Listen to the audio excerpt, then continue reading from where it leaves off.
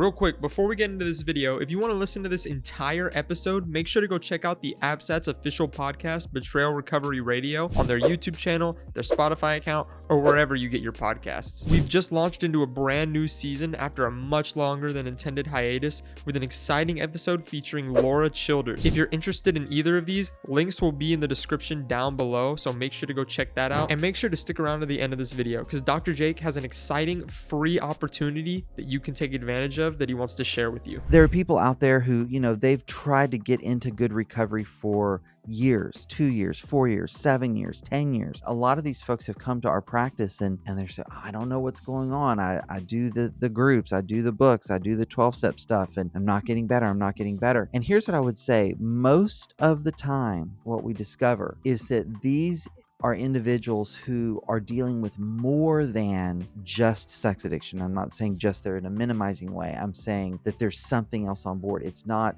sex addiction in isolation. There's another co-occurring disorder. Co-occurring disorders must be assessed, diagnosed, and treated alongside sex addiction. Maybe it's depression, maybe it's PTSD, maybe it's a personality disorder. There's so many things that could be going on. Maybe they're on the spectrum. There are lots of things that are going on that we need to understand so that we can actually help the person get the results they want. I get to teach at Houston Graduate School of Theology, which is part of Kairos University in their graduate program in counseling. And what I always say to my students, I just drive it home in almost every class. I say this at some point. If you're not getting the results you want in treatment, right? If you're not hitting the goals, the treatment goals, you have to look at the treatment plan. Am I executing the treatment plan? And if you look at that and you say, well, yeah, I am executing the treatment plan and I'm not hitting the goals, now you have to go, wait a minute.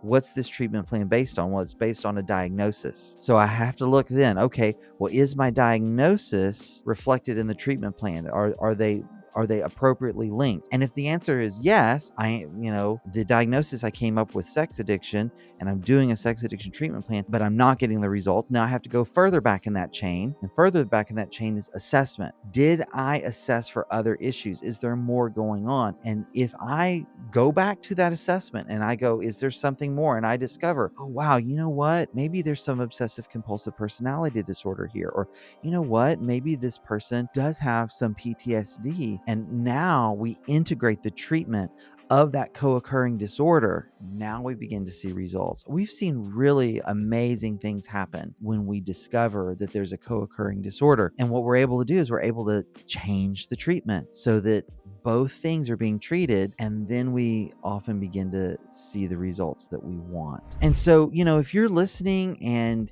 maybe you're the person with the addiction or you're the partner of that person and you're thinking, man, we've been at this a long time. We're not getting the results. We're not seeing the change. Here's another way this often shows up is that a betrayed partner goes to a support group and this partner is hearing the stories of everyone else in the group and how their partners in recovery are doing and they're getting better and all of this.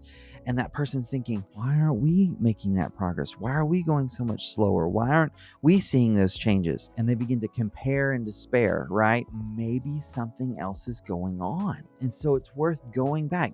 I understand it's an investment to kind of go backwards, but it's also not good to keep throwing good money after bad, keep doing the same thing, hoping for something different. So go back, take the time to do the assessment. Any well-trained clinician can do that. If a master's level clinician does that and doesn't quite get an answer, you may need to even step it up again and go to a clinical psychologist for a full psychological evaluation. But it can be a game changer. I'll tell you one quick story, and I'm changing details here. I worked with a couple. We weren't making progress.